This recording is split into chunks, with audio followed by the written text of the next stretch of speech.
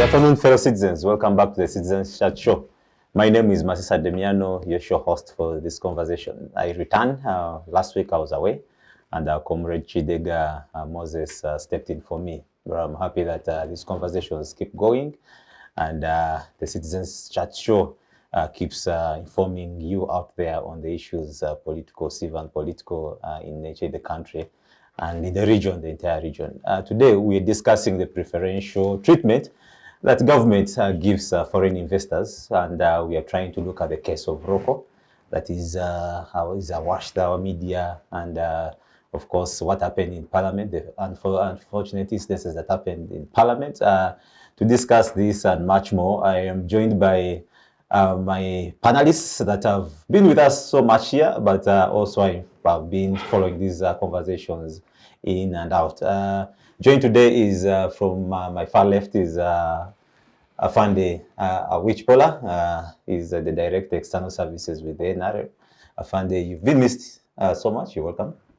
Thank you. Yeah, and following Afande is Honourable Obigah Rose. She's the woman MP of Terego, the ambassador of Terego to Kampala. That's right. You're welcome, Honourable. Thank you, and the most rural MP in that house. And finally is Dr. Sarah Bireete. She's the Executive Director of the Center for Constitutional Governance. And just like Awich Pollar, they are our regular panelists. Doctor, you're welcome. Thank you, and good afternoon, viewers. We'll be joined by one panelist along the way. We hope they come through and to also add on this conversation. But as we get into the conversation, I need to give it context. Of course, the preferential treatment is not something that we are seeing today. In 2005, we saw 166 acres of Naguru Nakawa land given to Coma Group and OPEC Prime Properties to build a satellite city. We don't know how far that has gone. In 2014, we saw Global ePoint and Avatar Technology Inc. of Moses Katakanya and Teresa Lu, based in the USA, also allocated 50 acres of land in Namave Industrial Park to set up a computer factory. Up to now, there's no progress on this. And in this, actually, on this one, also the president promised to promote these computers to the regional blocks, but we don't know how far that has gone since 2014. We know what has happened with Shimoni and the UBC land, the Attack sugar factory. Parliament resolved that government buys equity of up to about 100 billion that was allocated, only to be told that this was a seed capital, among others, to also buy equipment. We know what happened with the Roko Specialized Hospital from 2019. And just recently, government and the one Pineti of the Vinci Coffee Company Limited, we know how that ended, where Parliament had to kick out this contract. The Umeme contract also that is costing government huge sums. And also there is the new trend of socialites, so I would call them the celebrities from out. We saw Kanye West and one American actor, Terese Howard, who came with a proposition of the new hydrogen technology that also made media rounds. Econ was given land. We don't know how far the Econ city will go. We know just and recently, or a few days ago, on 20th July 2022, the president directed that the award Baylor Group, the Turkish investment group with land in Entebbe to build a private modern hospital. They later called it for medical tourism. We are yet to see how far that goes. But interestingly, in all this, we have not seen our local investors benefit so much. In 2013, Sembule came out and requested Parliament to be given at least a bailout of 16 billion. That was not given. And today we are seeing Roko benefiting from the decision of Parliament and the Deputy Speaker. So it's from this conversation that we want to answer many of these questions and much more. And I would want to invite in Awich. Why do we have these preferential treatments for foreign investors? And lately, the State House is referred to as a clearing house. Whoever reaches there and pitches the idea, they are welcome. Why is this preferential treatment for all of a sudden for the foreign investors? Why? I think there's an answer as to why. But let me say this as preambular comment as well. You introduced me as Director External Affairs in NRM. Indeed, I am. Yes. I thought you'd also welcome me from many other work that I've been doing.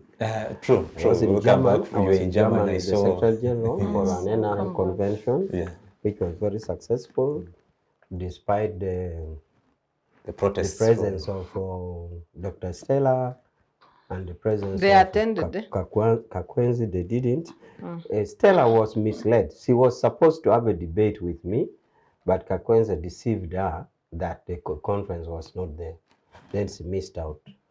But it was so successful. But along the same line, we had also I'd also organized another in Canada, and we decided to split ourselves. The Deputy National Treasurer went to Canada with another lawyer from the party. And I'm glad to say we're doing so well. We're successful. I intend to travel soon to UNA in the USA. So we are really reaching out to our friends and even our opponents so that we talk and we engage. Attracting more investors from that side. Yeah, and also silencing unnecessary criticisms that is not warranted. So I'm back, and I think that is good news that I thought I would share. Yeah, true. Now, your question is why preferential treatment? The spirit of preferential treatment is clear. Unless we deviate from the spirit is that we want investment in terms, especially in terms of industrialization, to provide goods and services, to provide employment, and out of it there's taxation, and all that goes with it. Now, there are 193 countries in the entire world, and many of these investors could choose to go to any of the 192 and leave Uganda. So it's like a competitive market.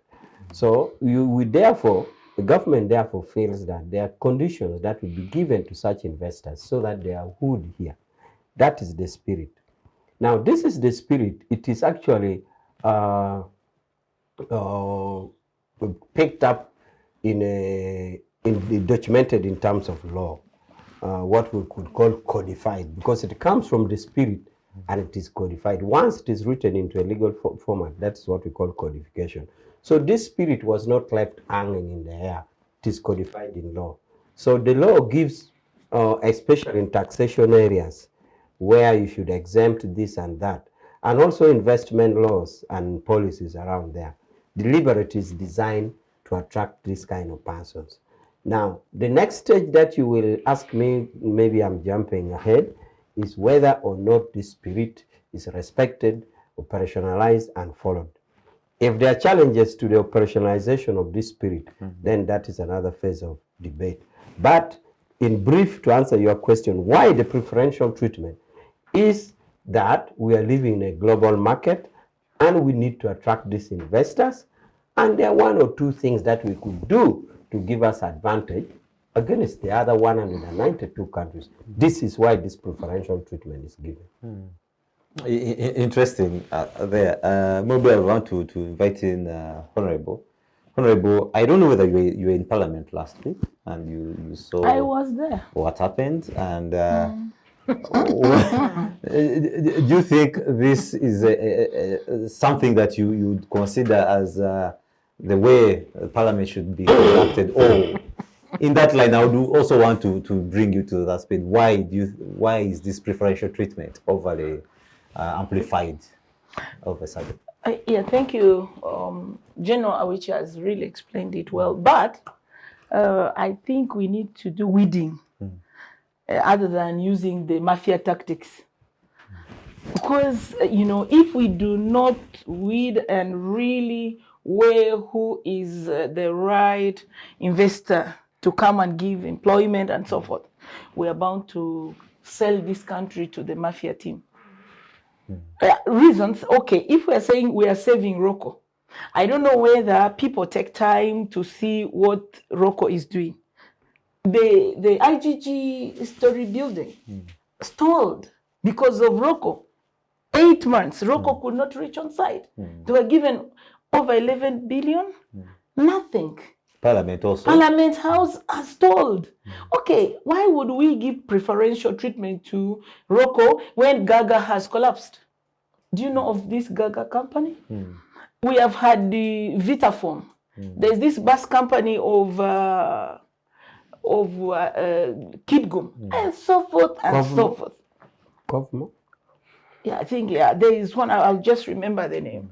Homeland? Is it Homeland? Yeah, Homeland. It has totally collapsed. Yet Gaga was offering a very excellent service. Actually, we learned to travel without chicken, goats when Gaga came on board. You would sit here, you find the chicken refuse falling on your head, full smell. But when Gaga came on board, water, this, when you have to start moving, you pray, they give you information like you are flying. It's unfortunate that people want to take this country for a ride. For example, in Parliament, that day I was there. In Parliament, the majority takes it. We said, even me, Rose Obigah, I said nay. And the majority were no. Yes, and somebody says the ayes have it. Really? We want that clip. I thought there is a procedural matter of how to challenge that. My understanding of procedural matters in Parliament is that when the Speaker rules, in a way the disagree, you all stand up. You stand up. But he ran away. He all stood up. He ran and jumped in the sky. I was in German, but then that is challenging. That is challenging. Yeah, but we all stood up when members should stood up and then under normal procedures should have counted. The speaker should have counted hand by hand. But he ran to the car. If the president can listen to MPs, and drove how can our own we elected not listen to us? Even a situation and where rooms because that procedural gaps can bring legalities, and when challenged, because once you deviate from a procedural matter, then it makes the decision invalid. And you know why Parliament has been pushed all the way to second? Adjourned for 1 week. 1 week. Was cool down the tempers. Yeah. No one was happy because we needed to justify why we said no to this particular thing. And here they're on their way coming with the nonsense of this hotel Munyonyo. How can this be true? How many hotels have suffered the mess? But Munyonyo, anyway, I would have. We shall wait for it. But it is wrong. Let's save the taxpayers' money. Look at where the police are sleeping. Just look at how the police are sleeping. Really, is there anyone here who has eyes to see where the police sleep? But you are going far. Look at Karamajong, people dying. Even West Nile. Anyway, West Nile I am happy today that the NRM people are complaining themselves. We always complain about bad governance. But I want it's not to all say, about the president. No. About the civil servants who are occupying his space. I'm coming. For us, when we complain about bad governance, it's not personal to anybody. We normally raise issues of bad governance to confirm that it's not a personal complaint. So it's not about Museveni, and neither is it personal about NRM.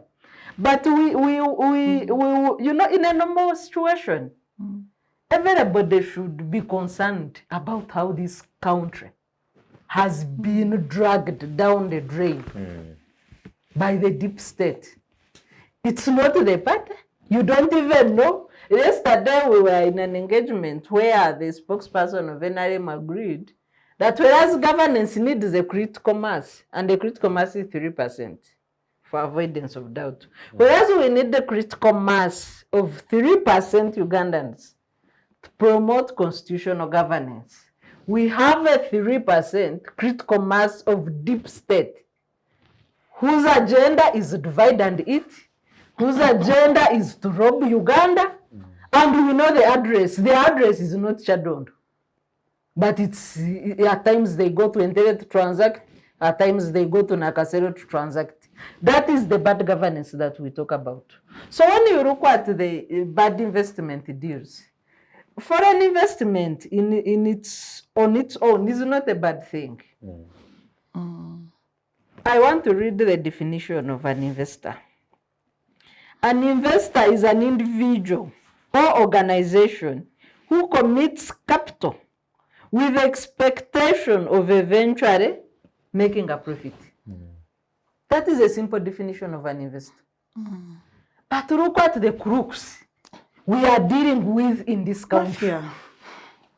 You can name Munyonyo, and for Parliament, in 2007, in the build-up to hosting the Commonwealth Heads of State and Government, commonly known as CHOGA, Uganda government, using taxpayers' money, bought 49% of shares in Commonwealth Resort.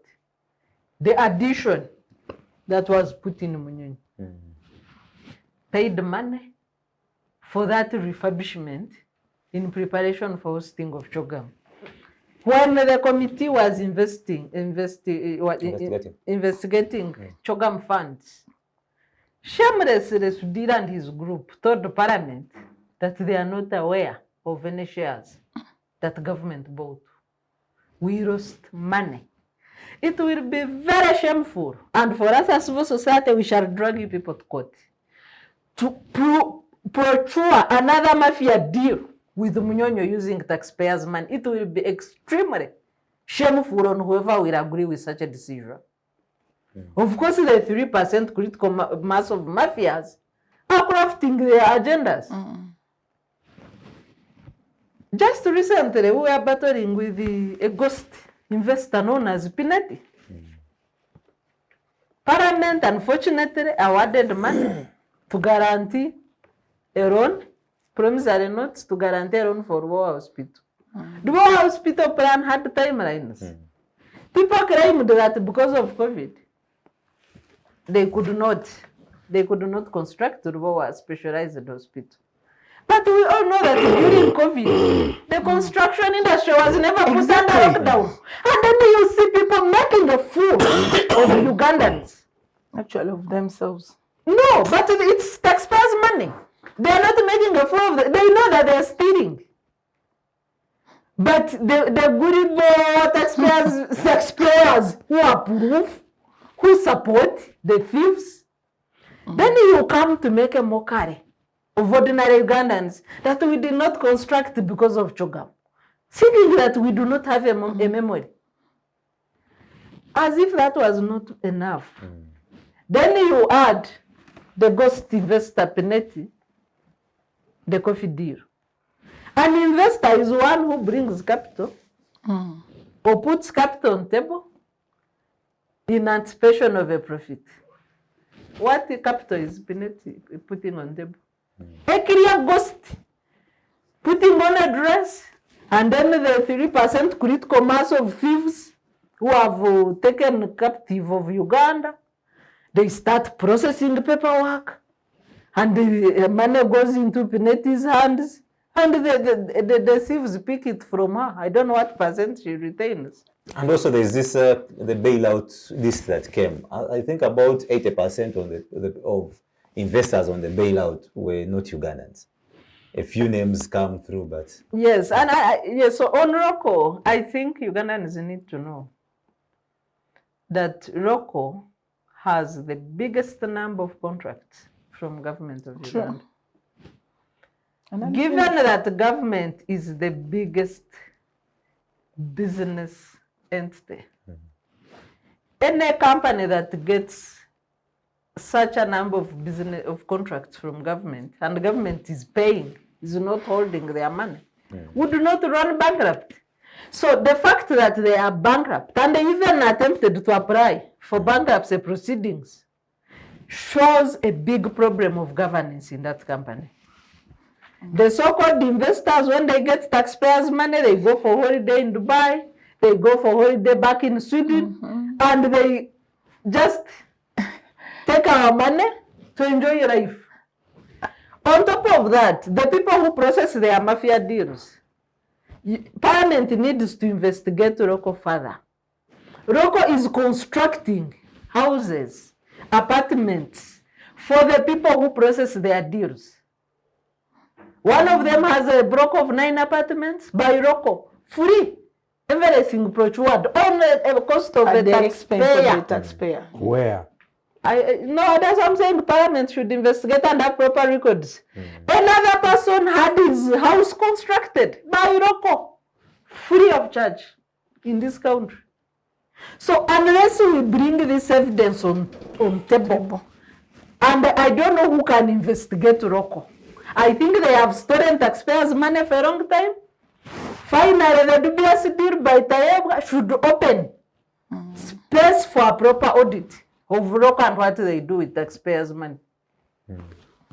Yeah, it's so painful. It's really painful, especially when I see the people of Terego sleep in glass-thatched houses. But look They at cannot- Karamoja, people They're dying, everywhere, starving you know. to death. We see bones. To me, and to NRM back again. Karamoja votes 99% NRM. I know that the president has been scandalizing Ugandans by saying if you want service, vote for NRM. Yet the president is for everybody. Regardless of whether people have voted for you or not. You got Soroti, you know if you want service, you know what to do. But Karamoja gave you 99%. What service have you given them? The president visited Karamoja for 2 weeks. Before that, the vice president was in Karamoja for 3 weeks. Before the VP, the prime minister was in Karamoja. And what do Ugandans get on TVs? People with bare bones waiting to die. You should be ashamed of yourselves. But I mean also, for people to reach that stage, to have bare bones, it is not a one-day's affair. So MPs of Karamoja, Minister of Karamoja, big sorts racing to Karamoja, they cannot even anticipate anything. Do we have people in this And the country? other minister of Karamoja with the cabinet minister and state minister. You people, if we were in a normal country, we should shut down government. I want to bring Awich. We've seen. I don't know whether we have. No, because We just have a critical mass of we peace. are advisors of government in this. We see scandals after scandals after scandals. Government has awarded It's shameful. land, has awarded, given money to investors. You say there is the will, which we appreciate that there's always a will. But why do we have these recurrent losses that the government gets into over and over in the spirit of giving investors some environment for business, good environment for business? Okay.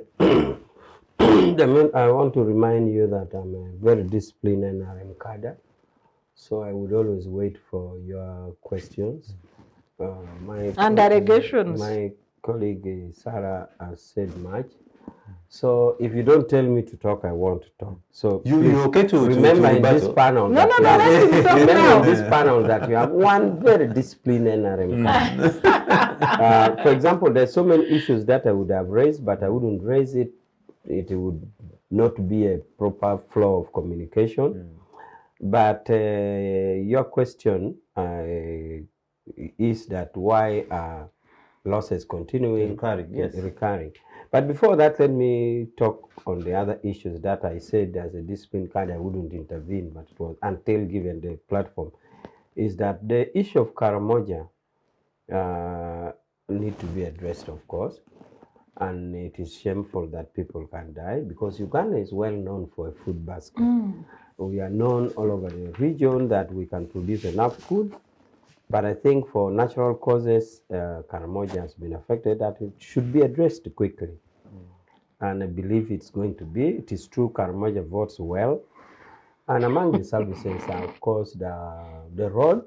In Karamoja, you can imagine it is the far end part of the country, but You can drive from Kampala to Karamoja and Tamak. People don't eat root. And then also, It I'm is just used counting for them. stealing their There bamboo. was recently an attempted stretch of insecurity. Insecurity was arrested. Sarah will tell me we don't eat peace, but peace was brought there. And many other things, education and other things going on. But this matter, the matter of famine is of course something you don't prepare. It is a disaster situation, and that's why we have Ministry of Disaster, meaning that it is an unplanned occurrence. Even in law, Sarah as a lawyer knows that even the act of nature is a defense. It is something you didn't plan. So now that it has Year in, occurred, year I out. think that we can only be judged by our response. We have a full cabinet minister. We can only be of judged by our disaster response. preparedness. I agree that going by the picture that is coming, we must have, as a government, must have responded earlier than that, but it has already occurred. So that is my comment about Karamoja. Now, about But also on Karamoja, there is a lot of wastage that goes in other hands. Why can't we channel that much to Karamoja? that is now what I'm consolidating it in terms of response. And now that the national occurrence has occurred, we can only be judged by our response. Failure to timely response would count very badly against us. Remember that some of us, or even the entire party, is so much against violations like right to food, right to health, right to life. All these are occurring around right to life, right to food, right to health, and all that. So we really want a rapid response. And I think the party has a mandate to call on the line minister to check, because as you know, government is an agent of party. The government is set because it is us, the party, who have a social contract with the people. The people voted us. So we are watching, and I think we shall call on the line ministers to ask what they are doing. Now, about the recurrent losses, it is unfortunate that without even delving into accuracy of the information that come by, let's assume, for example, that these losses have occurred. I think the honourable member is here.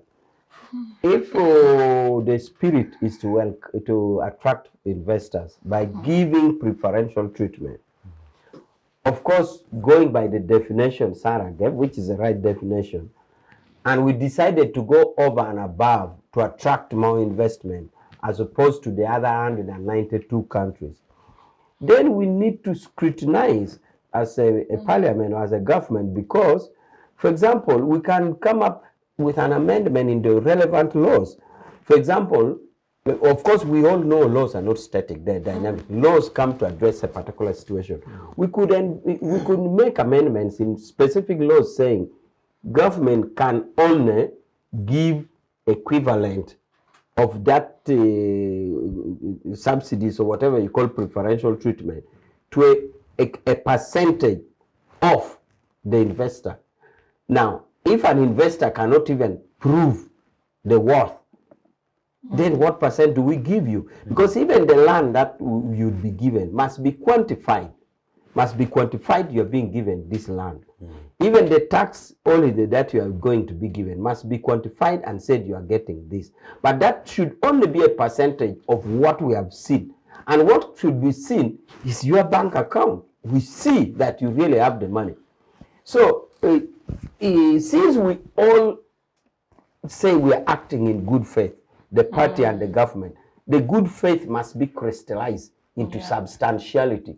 And the substantiality can only be by amendment of relevant laws. So that we said, okay, we're going to give you land for preferential treatment to attract you, but first show us what you have. So if the Italian lady had nothing, then she would not qualify for anything. Qualifying out of that would be a violation. So what I'm saying here is that the losses that have occurred could have occurred of many factors, either personal interests or loopholes in legal systems, or loopholes of things that we had not foreseen as a country. But as I'm saying, laws keep developing according to the challenge of the day. Now that the challenge of the day is, can we come up and tighten those nuts so that we seal the question of losses? No, but we also have we have people that we pay experts that we pay to advise on some of these investment decisions, where are they in some of these? So you're asking me where the advisors? Well, we all know that the president has The fishermen. the on advisors per se, even without the line Expatriates. ministry, Yes. without the line In every ministry, ministry, we we know have that the president has quite enough or reasonable number of advisors. As to how they perform their work, I'm really not aware, but I believe they should have done due diligence. I believe their desk officers, their relevant advisors who should do that. So I don't know how they do their work, but I would believe that they are competent by the time they were chosen. And I think we can only judge them by the product that comes. Now, if product that comes out in the case of that we are handling is not sufficient to satisfy the interest of Ugandans, then we could, me and you will question the advisors, but I believe they're there, including the traditional line ministries. The specific presidential advisors on specific issues, I believe including investment, and their line ministries for the same. So we can only judge them by their product. And also what we're saying as a party is that we want a situation where we have periodic review, so that specific government department tell us, we told the voters this, what have you done? And we're soon going back to 2026. The government, whether civil servants or what, will not be there. It is us, the party, will be in the trenches, trying to explain things which are not done, and yet we won the election and handed over to some people to execute it. So the mix is there, but the broader thing is that we're all acting in good faith, and we're ready to take challenge as it comes, including proposition of relevant amendment policies, amendment of relevant laws and policies. Honourable, I want to invite you. Is there a goodwill to ensure that this happens? Yesterday I had an interaction with public service, the PS, the minister, and so forth. And I put this right on their faces. You know, weather focus. I'm going back to Karamoja. It is so We painful. have a department. Yeah, we have these people there. Really, I asked PS and the minister, tell me if you still have people in the meteorological department. Are they sensible people? Or they have also gone to slumber? You see, in this country now, people continue amending their ages. They are not even embarrassed. You sit in a chair, you are sleeping, you know time has arrived for you to leave, and you don't want to leave. You But think it's a critical mass of thieves. Everybody, there are small they thieves know and- at the end of the day, the person blamed is the president. But where is our consciousness? Can we wake up from deep sleep and take this country as our country? Look at Bireete. Just look at this thief, this chicken thief. She comes, she's given land in goodwill, and she goes and mortgages this land. Part of this land she has mortgaged. And she's still masquerading. She wants more. Can't you, as an Italian, as whatever, think of what wrong you have done to this country? Isn't it enough? Haven't people stolen enough? How much do they want to steal? I don't think it's about who comes, but the people who have brought her. Crooks. Crooks We every should be corner. blaming those ones first before the investors. I think the president needs to know he's submerged in the water of mafias. They are ready even to take his head, because where it has reached, so embarrassing. Very, very embarrassing. No one can justify what is taking place in Karamoja. First of all, we can't say we did not see this arrive. How? Uganda is a conscious country. We are 24 hours alert. We should first of all accept this shame, and we must know who is responsible for this. Giving sweeping statements means people remain in their happy corridors. They have no one to account to. And how long should this continue? You have been to Germany. The other day I was in Canada. Can I tell you, the second biggest number from the indigenous Canadians going to enjoy Niagara Falls is from Uganda. Just look at this. They go, they enjoy. They really enjoy taxpayers' money. Whose money are you enjoying? Not the other poor person in Terego. It hurts me when people are still sleeping in grass-thatched houses. We are trying to see how we can bring people out. Thugs have arranged themselves. You say no, they say the eyes have it. Shameless thugs. This is wrong. I condemn it, and I know the president cannot allow such a thing. He listens. My senior brother here knows when you have any issue. In the two addresses that the president just had, did he mention anything on Karamoja? The president talked about food security and the escalating prices. Yeah, he said. Any response for Karamoja? Karamoja, nothing. Well, Two addresses in the scope of 1 week. Yeah, Nothing but on not Karamoja. Specific, but he mentioned it. He's not Of course, the part of- escalating prices are where people who are suffering. Karamoja under is the- not a Karamoja question of should not be prices. the issue of you prices. know, here we go wrong when we only zero to Karamoja. I was with the people on food and nutrition, the experts. You will even cry more when you hear about West Nile. Do you know West Nile is number 2? People are malnourished. What you are seeing as human beings in West Nile are malnourished people. Very many. More than half. but But Honourable- Karamoja, okay, let's put, that is the greater north. Just give it a corridor. Whether it's West Nile, Water, Choli, and then you come this way, Tenso and Karamoja region. But I'm telling you, Uganda is enough for all of us. Uganda is, whatever food is in Uganda is quite enough. Those who think they're in a comfort zone, they're also obese. Now you have those who are malnourished, you have those who are obese. These are two diseases, not so. Are you thinking that we are arriving in any way? The thieves think they are stealing, they are making their children obese. Now the others are left malnourished. Maybe the malnourished one day will catch up. Their brains will grow. How about when you're obese? You'll develop pressure and diabetes. And then this country, let's give it like 30 years. Whom do we want to leave? We need to rise up in arms, condemn what is wrong, call it wrong. Honourable, in that same case, the speaker, the deputy speaker, in his statement, he says he received a call, and it's on record that he received a call from the president. He received directing him to award, to ensure that award is made. We're talking about 200 billion, but you're at the same time talking about the situation in Karamoja, allocation of the same resources. Why don't we have? the deputy speaker say that? Did he say he received It's a on call? record. Monitor. You read Monitor. It is his own allegation. We have He caucus. says he received the call from the executive to ensure that but this me, I The didn't- speaker should allocation. know there's a separation of power. I did not hear this. He said it's on record that I've received a call from the executive to ensure that we have this. President Museveni Roko is one allocation. president on earth who does not act the way anyone would portray him here right now. If at all he received a call, he should have explained. He should have got NRMs into his office and asked, is there anything with Roko that you want to mention? Because I've received a call. To whom did he declare the call? Me, as his right hand, as a member of parliament on NRM, have never had this. I'm hearing it now. He received a call in privacy. I don't hold his calls. And he didn't tell us this. On the floor of parliament, he asked those who are in favor of this money to either agree, to say aye and those. And in that same case, so I would want to ask, if there's a speaker of parliament and there's a speaker of the people, you have an allocation. You know that just in the times that we are living, you have people who are dying of hunger, but you want to allocate resources to Roko, yet you have Ugandans They are dying. about to miss the summer holiday.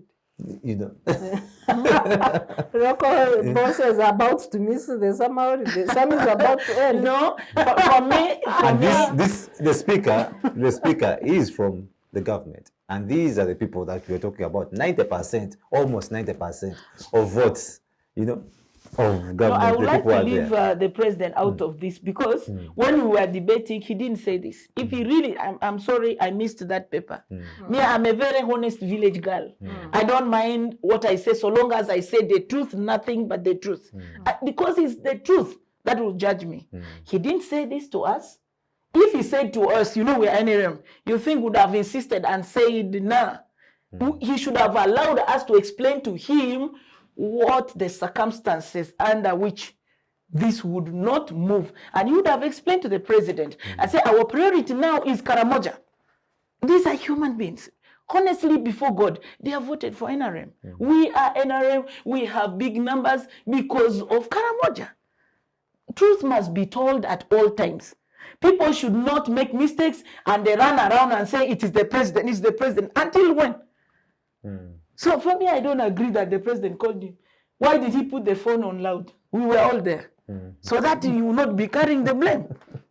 But but I also said I would love to invite you in.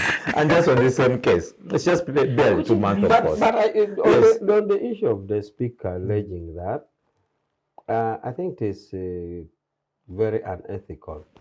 Even if it was from the executive, that the executive feels so strongly that Roko should be given this, I think it would be unwise for him to be intimidated to say it.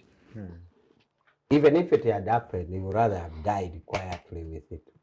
But if you are saying he said it on record, that, oh, I'm making this decision in Parliament because the president told me, well, the president could have had it, he will respond. But I don't think the president did that. But even if the executive wanted that, the speaker should have died in his own movie. True. It is very unethical for him to cry loud and say, the president told me to pass this thing. I don't think it's a wise thing. If they had had a consultation on that, it was a consultation, it was the president's view, he could still have gone ahead to rule the way it is demanded and report back that it failed, or he could have ruled the way he has ruled, but die with it. And even asked us to explain why we are rejecting it. He didn't give us So I time to can't debate believe it. that maybe it was misquoted to say, You know, media can do anything. If I may, Media can do if I anything. may You come know? in. Unfortunately, the citizens have low expectation of the leadership of Parliament. So when they come in with such blunders, they even remove room for the benefit of doubt about the low opinion of the people. I'm talking of the speaker and deputy speaker. They needed to give confidence to Ugandans that they can take charge of the second arm of government and discharge its constitutional mandate. So when my good friend Taeba makes such blunders, it worsens the perceptions of the people that they seek to serve. Whether they care about that or not, we have many people who believe people should not bother about legacy or perceptions, so long as they make their deals. And so many other things that are in public domain. But away from that and specific on Roko, government of NRM said they are bad businessmen at the beginning of the privatization process. And they said the government is a bad businessman. There were so many parastatals of government, including those that were profitable, like UCB, Uganda Commercial Bank. But everything was sold, saying that the private sector run what? Business. For us, we stick to governance. So the change of heart on now making deals and crossing back to doing business has never been explained to people and is not documented. Because we adopted privatization, I know that there is a public-private partnership process for this government, but even that is never followed in such dubious deals. Because if you can, and there is a track record, for example, no Munyonyo, you send money, process it in the treasury, say it is for 49%. Shares in the Commonwealth Resort. One would assume that we have a share certificate for that money. Or even if it is equity, we should have documentation of whatever you have expended taxpayers' money on. You have air. When you are taking audit of expenditure, somebody, no, I never sold anything to government.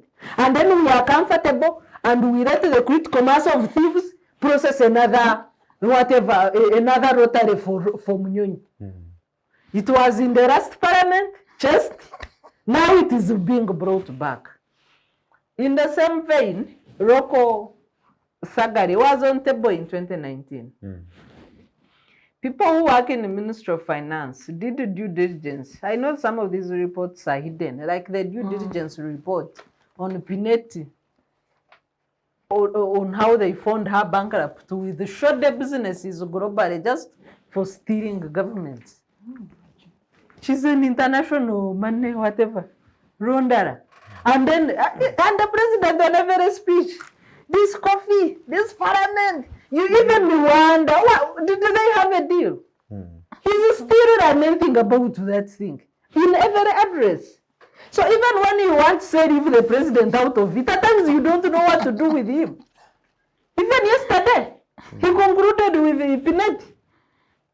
So what was it? What was it? So, but Oh my God. yes, but these are his words. Yeah. He's still angry about cancellation of that deal. If you think you are helping Ugandans and Ugandans think there are some things you've not done, why should you take it personal as a head of state? What is in it for you that is so personal that you must grieve about it each time you are talking to Ugandans? So processes are never followed. Finance people did due diligence report on Roko, found zero governance practice. The issues of squandering money to go for holidays are documented. I know that report somebody must have hidden it by now, but they can do another due diligence report. There are no governance practices, corporate governance practices at Roko. Even the government has paid them more money on works they haven't delivered. Why should they run bankrupt? They are just squandering money. And it's not a good business idea to invest with such a partner. And Now they come in, back door, front door. So you have back door and front door pushing. And then the deputy speaker, good enough, has made an automatic brand that cannot stand the test of time. And I'm sure it will be reversed. Interestingly, in that request from the Ministry of Finance, they clearly say that they have these pending contracts from government, including the nation, And they have parliament, the payments, nation, IGG, including the parliament payments, has you know. paid them and they haven't So delivered. where should they be where's this bankrupt? money? Where does it go? You know. Why? Waiting for them on Tuesday. You They are coming no, that issue has to be reversed. in No, parliament. I mean, we can't be taken for granted like this. I mean, what is the explanation? Why are Maybe people not given a chance to debate? Yes, Honourable, just to not to spoil your day really, you can find that the suspension of parliament, which is irregular itself, could have been made to create a window for transfer of money to Roko. And as you go to reverse, somebody will say, but it is overtaken. By event. Hey, you joke with the critical mass of thieves. But did they know that they have to be paying annually for the next 5 years or something? Did I read well? 200 billion, they can transfer at once. At once. Hey. You don't joke with the critical mass of thieves. They could have suspended the parliament. Well, to it will be make unfortunate. So what transfers. was the cause of suspension? What did No one said it because they are Parliament has just come from recess. Tuesday. And then before Tuesday, Monday, you receive a note. It is Parliament is adjourned up to 2nd. But whatever it is, it's unfortunate. If at all it happens, very unfortunate. I don't want this blood to spill over to my children. Those who have had it, let them carry it. Let them carry their own cross. It's wrong. It's good to talk. There is freedom of speech here. There is need for scrutiny if we mean well to the taxpayer. If we need to analyze everything before endorsement. My brother Terego is a lawyer. No lawyer behaves like that. So, Is he a lawyer? I saw it on his CV. No, but sir, I would want to. Sir, just to you. But that's why I saw it. So I would just want to bring it to you. you. So, what does it tell of the actions of the speaker and, of course, the current state of affairs? Do you see Parliament exercising its independence? No, like I said, Demian, general citizens have a very low opinion of the current leadership of Parliament. But normally you want to give people benefit of the doubt, not prejudge them. So their actions will either confirm the raw perceptions of the people or vindicate the leaders themselves. So when you put like the Terego scandal on table, then it confirms people who think these are just money lenders running parliament. But maybe, Sarah, well, you interface with the public, I equally do the same. The perception, with due respect to Honourable Member here, is not only on leaders of parliament, it's generally the MPs, because we know through the processes we go through. Processes. You have expanded the scope. I mean, yes. From the what we call, we start off with if you have a 6 or its equivalent, and then the warrage buying that go by it. They buy more warrage and get to. So in the whole mix, there's still question about membership or whoever has got there. Now, if the leaders do something, and you, an ordinary person like Honourable here, don't stand out, then you'll be bracketed. You can also feel sorry for individuality. You can feel sorry for Honourable now who has two masters. It is now individual to stand out. To deal with the it is now individuality to stand out. So because for you, Sarah seems to think that the questions is only about the leadership, where I don't know your scope of leadership, maybe speaker, deputy, heads of committee, head of committee, yes, or whatever. But generally, so it's now how individuals stand on the floor of parliament, or how individuals talk in committees, or how you handle yourself, which will also absorb you. So I would not want Honourable should think not. it's on the camera is only on the leaders. No, the camera it's on all of us. And two, I find I agree with you, but I had pointed out to the leaders, leadership matters a lot. Like the way you chair parliament, at times it determines the output you can get, and the way you offer leadership to an institution. So when you look at the example of Terego, it does not matter now whether you have my sister here with the 2 masters and professors and the doctors and whatever. They have no room to demystify, to redeem the image of parliament when you chair like that. I know the rules, but this is an exception. Then people say no, then you say, they have agreed and you run. You can't give room for them to act. That's why I had zeroed on leadership, but I agree with you. Interesting. And maybe let's have a short break on this. While we return, we still analyzing, and of course, the actions of the speaker, the whole Roko issue, but also the investigation. There is also Jagari being investigated, and I hear it is full of scandals. So much, and this we shall discuss in the second round. But this conversation is streaming live on our YouTube channel on Civic Space TV. You can be part of it. On Twitter, we're on Chat Show UG hashtag. But also on Facebook, we are streaming live. Be part of this conversation as we return. Thank you. The Citizens Chatroom happens every Friday at 2 p.m. on Civic Space TV online on Facebook and YouTube. We invite you to be part of this conversation. Civic Space TV, freedom always. Welcome back from that short break. Our conversation is still around the preferential treatment that the government gives our foreign investors as opposed to our local investors. But also importantly, we are trying to build a case on the Roko scenario that just happened a few days ago. On the panel, I've been joined by Afande Awich Pollar from the NRM External Services Directorate.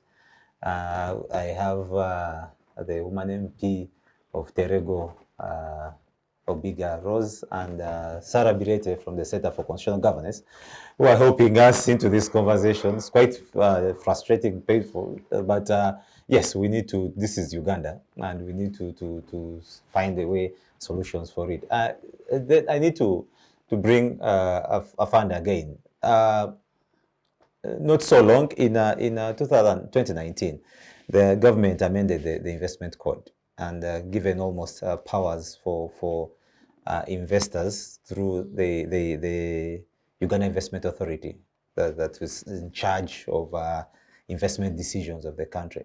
I would want to ask from this point, how are they faring? Do we see them doing quite a lot of work in ensuring that some of these messes are really reverted? The investment legal regime is there. I think the body is there. Like, for example, the body which is supposed to be there, the board, the decision-making forums are there, and they're doing their work. But of course, time and again, we see that there are some investors who approach the president directly, and I think they are eventually referred to the investment body, or at least they are expected to comply with the law, even if they approach the president directly. So the investment legal regime is there. The appropriate forums that is established from, including the ED. You remember when we had the pulling and pushing with the lady ED? And then I think after pulling and pushing with the lady ED, eventually it was settled. So it's working. It's working amidst challenges that we are discussing. And as I said earlier, we don't operate in a fixed and rigid situation. We need to review it again and see where there's need to tighten nuts. For example, in proof of investment capacity. I am a lawyer. I'm not so, I wouldn't like to talk offhand. I need to see the provision. But if there is no provision, or if there is that provision of proof of capital you are bringing, it must be strengthened by way of amendment so that we have real investors. And before you come in, you prove. In company law, it's around and there that you prove you're a company worth these shares and all that. But I think investment should be a little more advanced than company law. So, to answer your question, the law is there, the policies are there too, regulations, and the bodies are there.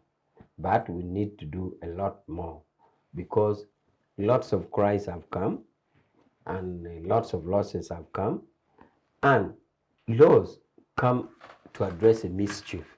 So we have identified as a country so many mischief in areas of investment. So those mischief, we just don't need to gloss over them.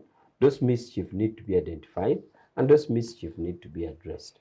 Yeah, in that case, we see the authorities there.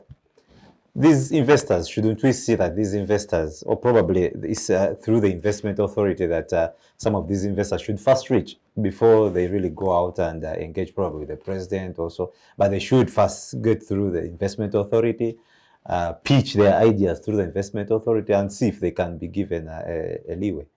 But we don't see this happening. That is what is the ideal. The ideal it should be like that. But there's a failure of the system. The president is the father of everybody in Uganda, including those who are within the jurisdiction of the country. So like a head of a family, anybody would be free to meet.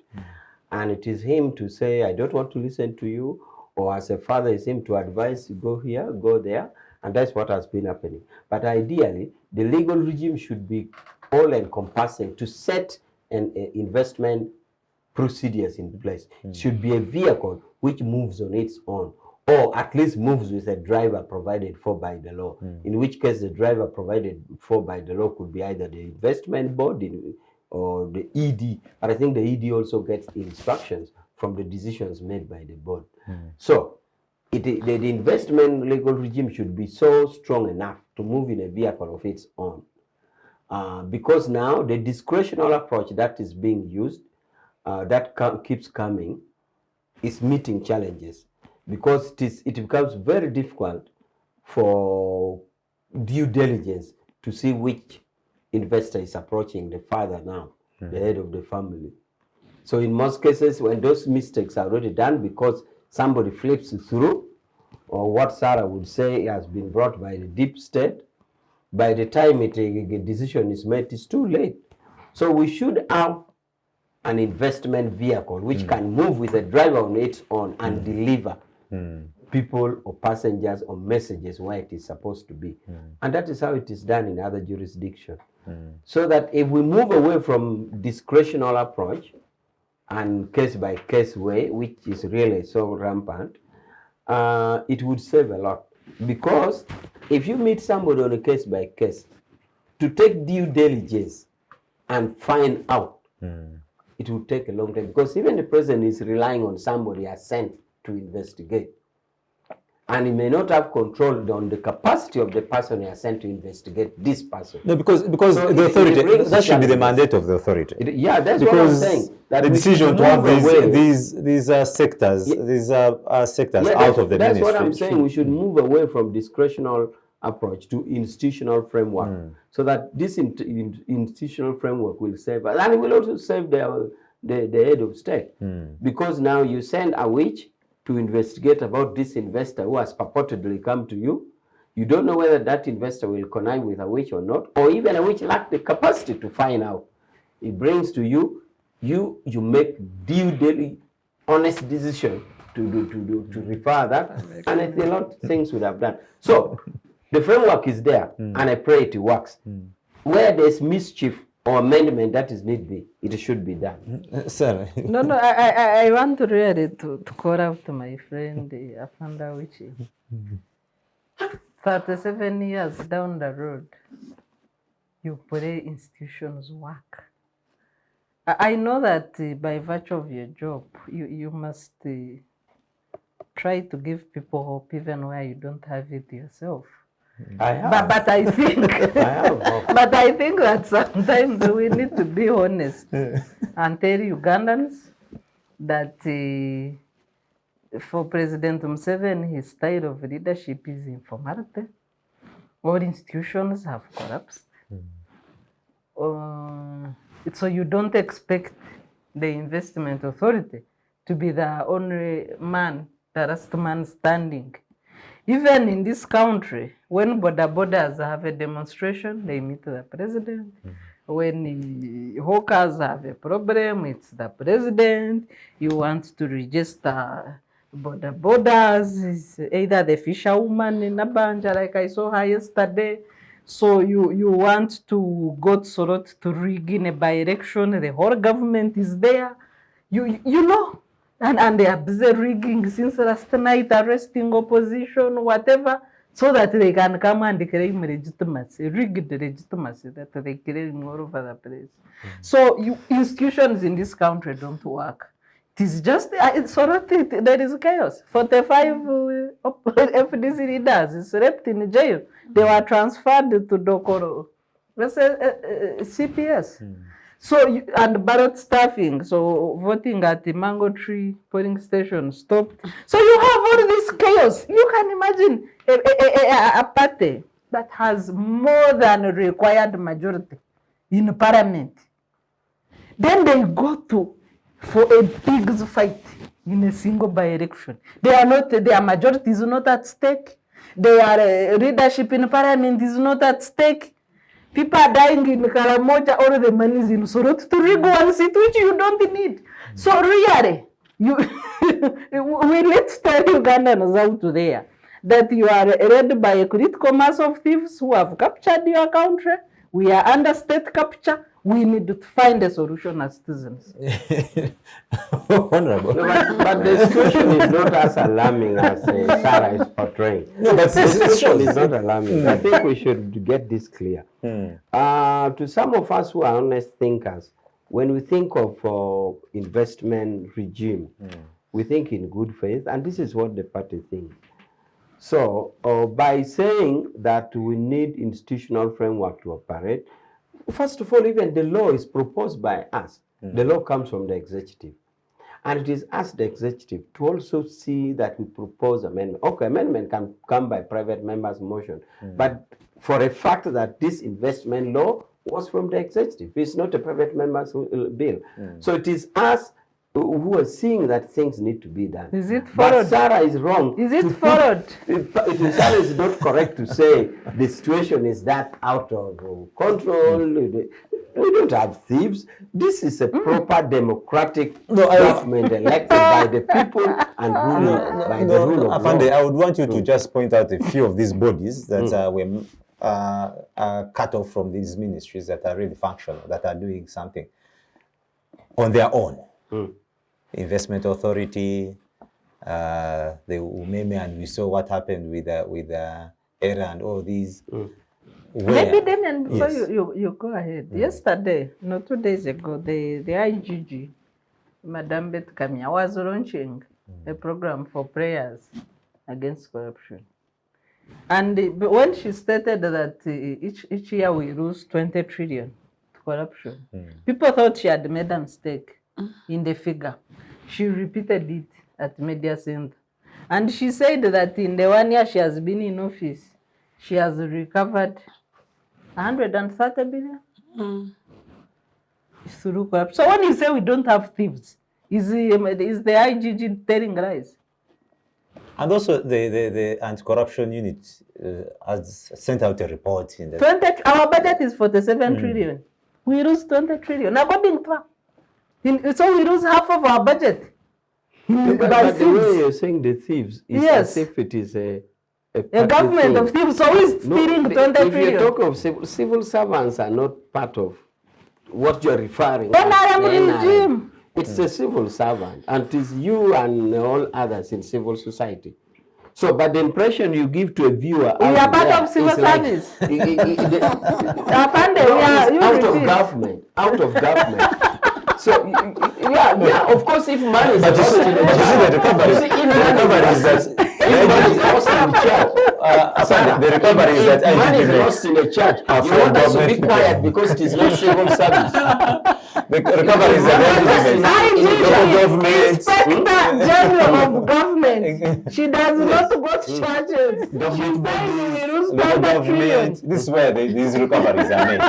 Not anywhere else. The recovery is And she within. said the big recoveries were for Ministry of Agriculture and UBOS. UBOS, which was quarreling the other day over middle income. So she's not an inspector for civil society. She's talking No, of but we're government. talking of the rot in the country. We're talking of the rot State in the country. capture. So it cannot, we're talking of the rot in the country. So you're not going to say because it's stolen in Ministry of Agriculture, so those who steal in churches, they are okay. So those who steal in NGOs are okay. Because the theft is not. No, we're talking of a country. We're talking of a country. So you're not going to exclude that, okay, let the agriculture, if you steal from there, it's okay, it's bad. But steal from church, steal from your NGO, that's fine. No. So if we're talking the moral uprightness of a country, it is a country. It's a general problem. 36 years. 36 years, we can't really do something like this case. So I just want to ask Honourable, is Parliament captured to this far? Because now, if you hear the Speaker saying that he received a call from the executive, The Honourable said she's not aware. but now it's at least it's on record that he said that he received. But a he call said from he the- got a communication. Yes. What does communication mean? Do Do you know that even tabling of a bill by government is a communication? was it tabled? No. And How did this how come long to the the? process? How did this come to Parliament? What was the procedure? Wasn't it a? Yeah, it was brought by the Minister of Finance. So that is a communication from government. No, not the sudden one that he talked about. Did he Because say use the word sudden? no. If a bill comes from executive or a resolution comes from executive, unless it is a private member's motion, if it is from the executive, it is a communication. He brought it out. It was tabled in Parliament. Then actually they sent it they asked that should be given some time before it is resolved. But he brought it up again last week. Actually, it wasn't on the order paper of that day. It wasn't. He smuggled it in and he made a ruling over it. So what do you say? Should you say? Then on that he said that members, if you see my record members, I received the communication from the executive to ensure that this should be passed. Where are we? That's why I'm asking, Honourable. Should we say that Parliament is now captured? No. Well, when the ministers bring an issue on table, of course, it's coming from cabinet. And besides, I don't know whether he meant that day or he meant when the minister brought it. Just as, to be honest, I didn't get that until when you played it. I didn't get it. And even if it was from cabinet, we deserve to have been given time to explain why Roko should not have been given this money. Because there was also a committee that was supposed to have made a report. Yeah, when Karamoja is really, really dying. We're shutting down Karamoja. West Nile, everything has burned. So why don't we first do priority? Roko is not dying tomorrow. 8 months, 1 year, they have not done anything on IGG House. Parliament building has stalled. So how come Sarah is saying they're taking holiday, summer holiday. So it was not an emergency. It's hard on him. Yeah. Anyway, there is human error. Summer holidays. I thought summer is coming to an end.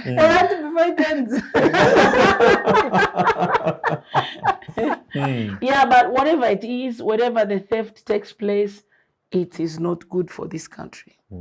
But I think, Honourable, what is insisting, which I think we need to address, is the separation of powers. Yes. I think your point is if the Speaker can mention on the floor of Parliament that he has got communication, although my definition of communication was a mere tabling of a bill. But you seem to understand that over and above tabling this document, as government does, there was a follow-up or a communication by whatever means to influence Parliament decisions. I think calls were made. Because even Honourable Mwangachu mentioned the call. So, so your point is there a separation of power? For me, as a party, we advocate for good governance. Now, if our cadres who are there don't, remember, the Speaker and all these other people are our flag bearers. And we do due diligence in our choice of cadreship, including primary election. And we duly hand over flags to our people, and they go to Parliament. And they are our people. After election, we do hope that in the party spirit, we emphasize for a functional 3 arms of government. Just we if you allow me we know that there must be an executive, there must be Parliament, there must be the judiciary, and we expect them to do their functions. Now, all our cadres should know that. And that is the party position. Are you allowing to take a question? Yes. Not an explanation. Yes, it can be a question. So you ask a question. Scared. He's not. I've heard that as a party, you advocate for good governance. And what is running in my mind, okay, are you an NGO? Because you're a political party in power.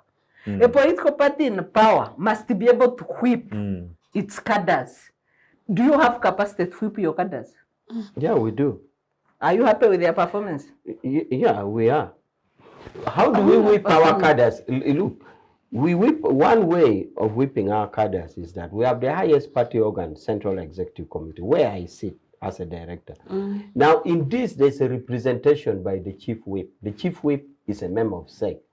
Meaning that the Chief Whip is privy to all policies and decisions made by Parliament. Besides, even the decision of a Speaker and Deputy Speaker, it is SEC which makes pronouncement before we forward it to the caucus. So, there are procedural aspects for us to whip our cadres in Parliament. Not whipping by stroke, of course, but by passing policies, by using good forums. And that's what we do it, including the choice of a speaker, the choice of a deputy speaker, including decisions made by SEC that affects Parliament, where the Chief Whip is a member of SEC. Can you then, on this show, take full ownership and responsibility of the decisions of your cadres? Without saying, this one is... Can you, as a party, own the mistakes of your cadres? Including the critical mass of thieves? In the country, Here, no, as a of course, party. we have often said again and again that as a party we have a contract with the people and we cannot run away from mistakes made. And that's why we are saying we even want periodic report where government report to us. And as the party, we tell them, no, we agreed that we are going to build these kilometers of road. How far have you gone? We agreed with the people that we're going to build these hospitals. How far have you gone? So we take responsibility. We are a ruling party. Thank you. We're not running away from it, and that's why we have to keep doing the right thing all the time. I rest my case. Because, but also, sir, Someone said I arrest my case.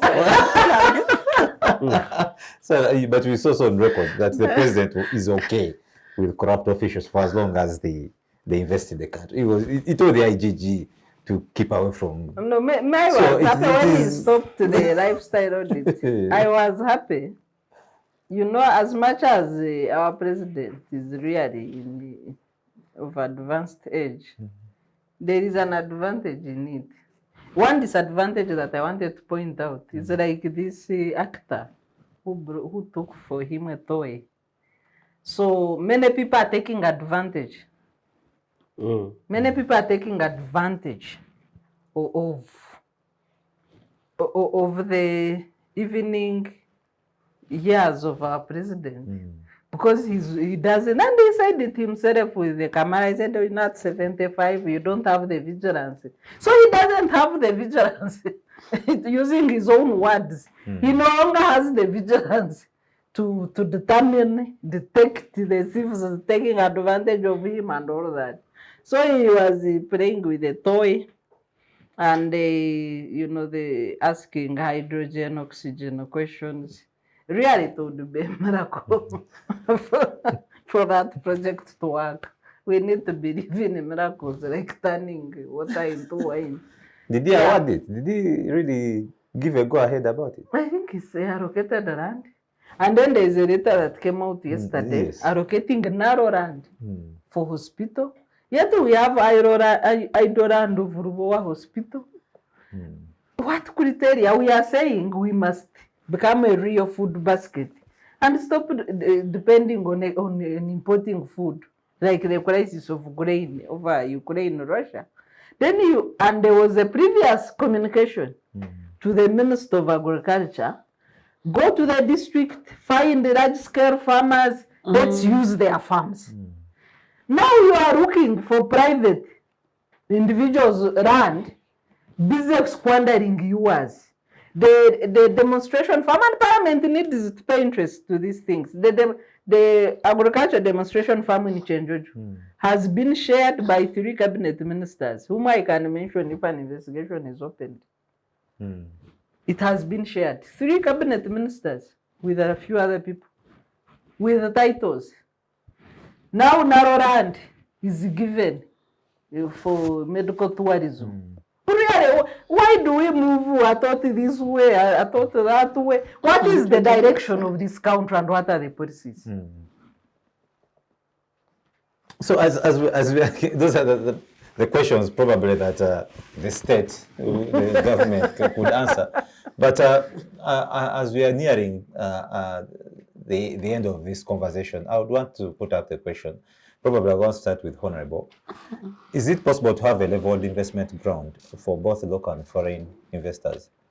And probably how will this be attained? And how can we regulate government wastage that comes with awarding these ghost incentives to investors? Oh, thank you so much. I think most importantly, we shouldn't hurry with any decision. We should always do audit, background check before any award. And we should allow every entity to do its work independently. And advice given should be taken. That way, we'll be able to fish out the masqueraders, the mafia team, and the genuine investors. Two, yeah, I did mention that this country is big enough for everyone, including the investors. So there must be room for both indigenous and foreign investors. And that's why we say, coffee, you cannot confine us to this Vinji woman who does not even have a single coffee bean, nor even a coffee plant. Not even money. Nothing. And she has messed up Luboa. She has again mortgaged the land, free land given to her for a particular purpose, mortgaged it and picked money from bank. So if we give the president genuine advice, I swear he will take it. Yeah, because we are here to support him and see how this country can move to the next level. Not just to let things go. By the way, the president is not God. He listens. He may not have every information, but people around him seem not to be helpful. People have gone to slumber. Maybe they have become convicts. They have been used by the mafia team so that they can go to the back door and squeeze the taxpayer.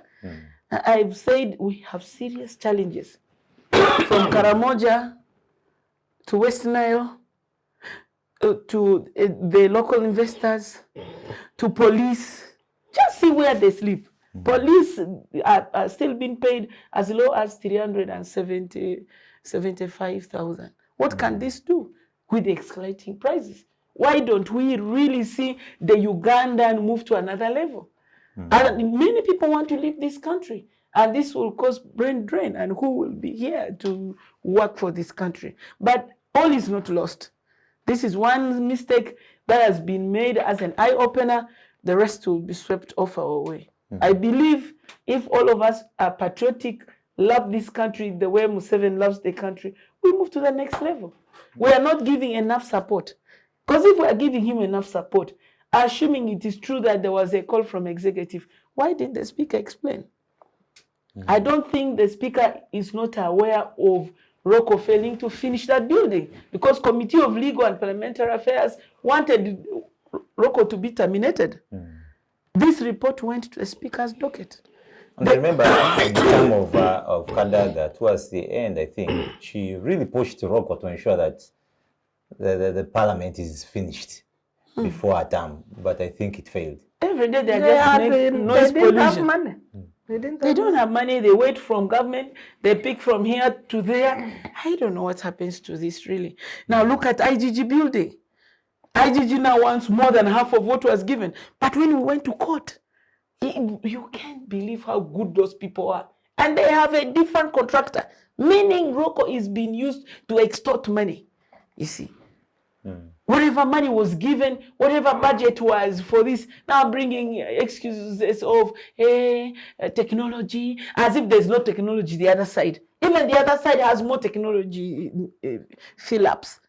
So Ugandans must wake up, must really take this country as their country. And this is what Canada does. This is what US does. But for us here, we think this is somebody's country. We want to steal. You build this hotel, not enough. You build the other apartment, not enough. How much can one person own?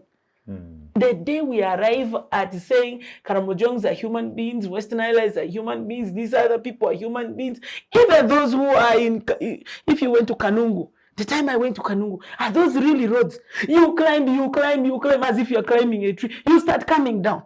Any simple mistake you make, you are crushed into pieces. Why can't we cut like the way we have cut in Bundibujo? We have the resources. Where are the technocrats? Every day we are graduating people. I hear tomorrow there's a lot coming out of, not tomorrow, Saturday, Chambogo. Every other university is producing. Are we really producing people to help this country? If we are, where is value addition to this? So it's not all lost. We shall continue to do mindset change. Everyone is charged with this responsibility to go back to your villages, to your parishes, sub-counties, to do mindset change. Otherwise, it's a time bomb. There's an allocation for that by the budget for mindset change. So may I not wait for the budget. I'll do it within my means. So we shall have to use that. We shall wait for the send budget. you money for mindset change. Awich, can we genuinely say that probably the presidency is captured? Because then everything that is sent to the president, people have visited the presidency and awards are given. We see land being given here and there, and should we say that now the president now works on on remote Did you control? say this is my last comment? Yes. Then why can't I come last? Ask government. Why don't you call Sarah? Why don't I come last? I would probably give you a response, but okay, if you want Sarah to go first, then I would say. So where are we? But keep my question. Yes. How best can we ensure that we have a level playing field for both the local and foreign investors in this case? You see, it goes back to how we run government. First is, how do you get a government? How does NRM come to power? I saw the latest cash, Honourable Chairman Mao saying, I want President Museveni to be the last to walk over dead bodies going to swear in. What causes the dead bodies? He has been saying this. What causes those dead bodies? We know that NRM shed blood in Ruwero, but every 5 years they shed blood to keep the power. I don't know whether they are feeding those, whatever, maybe if they are involved in some kind of witchcraft and must have human blood to keep power. Last year we saw in the last elections, you know, the deaths, the executions on Kampala Road and other areas, really. We were doing a pictorial documentary of the presidential elections, and maybe we should repost the link. General Mugisha Muntu, who every Ugandan, whether you agree with him or not, agrees that he's the most peaceful political leader, was disrupted 46 times. 46 of his rallies were disrupted by police and army. Honourable Muriat Patrick was arrested 53 times as a presidential candidate, including his nomination in socks with no shoes. Honourable Chagulanyi had it bulletproof to be able to conclude his rallies. So this is the kind of government that we are talking about. And that's how they procure their legitimacy in courts. You can see what they are doing in Soroti, even when there is no need whatsoever for such chaos. Even Katumba suffered. Their majority is not at stake. There is nothing at stake when it comes to the ruling power. But because they are now addicted to political thuggery, the army is in Soroti, the police is in Soroti, they are butchering people. As they do that, on the other hand of the country, you have bones, skeletons, live skeletons from Karamoja, live skeletons from other parts of the country. And you have obese leaders in Kampala. So what kind of government are you talking about? I think that really paints a picture of what you can expect from this great commerce of thieves. I think that's why you wanted to come last, because then you felt you needed to respond to some issues, then clarify on them probably. It's of course it's sad the way Sarah portrays it. First of all, Are they facts? she even deliberately refuses your question, creates her own questions and answers it. Okay? You ask about how we could balance the foreign investors and internal investors. No. Awich, you cannot use Panadol to treat So, malaria. but or COVID. and I also like to appeal. I also like to appeal to us that as we are talking to the world. So we should be honest. Now, if we use words like butchering in Soroti, where not even a single death is reported, the world is seeing us. Is there chaos? And no, I'm strict about butcher. Yes. Because people have made these statements. You're on camera and you stand up and say, NRM is castrating men. Then you find that no Alex, no Peter, no John has lost a testicle. But you're talking to the world. But you're talking to the world. So remember that the more we talk about this one, we are actually removing hands off our country. And once it is removed, we are all in this basket or in this saucepan. None of us is running to Kenya, or if you want to run. Therefore, we should have very calculated and measured words, because we are talking to the whole world. Two is that it is possible to have both external and internal investors. By the way, in other jurisdictions like in Europe and America, did you know that even civil society, NGOs, including the ones who come to Africa, they are given taxpayers' money? Because the presumption is that you are doing something noble. In our case in Uganda, NGOs are non-governmental, and therefore you raise your own money. But these NGOs coming from Europe and America, they're given money by the state. Therefore, So what resources allowing. What stops the state from giving? That's what I'm saying. Yes. Resources allowing, it is possible to give incentives to both external and internal investors. I know for a fact people who were given 5 billion what in the past as investors. Okay? Local investors. Yes, local investors. They were given money. Ugandans investors were given money in billions. So we may not even only stop at local investors giving incentives in terms of money, even NGOs. After all, why do you call a civil? Why don't you first feed your people? Feed the Karamajo. That one we discussed it. I already put my position on Karamoja. I'm not going back to it. I said it is an emergency which has occurred, and as a government we should respond. I even said we shall be judged by the amount of our response we take in the case of Karamoja, and it will be done. Yes. So I am not going back to that.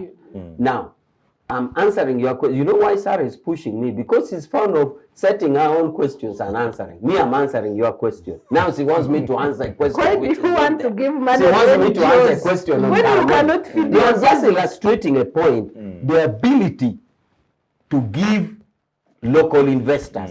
So the import of NGO, I'm saying in other jurisdictions, I'm saying once a person in Uganda is doing a noble cause for the people, there's no reason why not to support it. Okay? Did you know that private schools are doing a lot of work in education supervision, which ordinary government should provide? Wouldn't you like to support such a person who is providing education? Suppose you withdrew all the private schools in Uganda, close them. What would be the state of education? Therefore, any investor that is in Uganda deserves help. Like external, we want to attract them to come to Uganda. The problem now becomes resource envelopes. So we therefore need to develop a very good culture of managing investment, including their subsidies to them, so that it is not abused. And I had already said that where need to be by closing of the laws, by saying you are an investor, you want to see how much you have before we help you, there be it. And it can continue. Because some jurisdictions, all doing noble causes for the country, including NGOs, are supported. Why not support ours? So I'm seeing us moving towards that. And it is possible. Lastly, you have talked of, let me not forget, you have talked of procedures of whipping our cadres. I just want to mention that we also have a caucus. The caucus of parliament is one institution that you use to talk to your cadres in parliament. And a caucus of parliament, for example, even directors of the party are members of the caucus, even when they are not members of parliament. So from the SEC to the caucus, we have procedures of keeping in touch with our cadres in parliament. Interesting. And I think from there, that's where we shall end. To our viewers out there, thank you for following these conversations every Friday, 2 to 4 p.m. or here on the Citizens Chat Show, where we share thoughts, where we share ideas, where we inform on the governance of the country and across the region. Please always be part of these conversations. We bring to you very informed and experts in very many fields to allow us understand, to allow us learn and unlearn what is happening around the country. And from here and to my panelists today, I would want to thank them for coming through, for honoring our invitation. And our media crew out there, the behind the cameras, thank you very much for always being and giving us the best productions here on Civic Space TV. And from me and to you all, I thank you and may God bless you guys.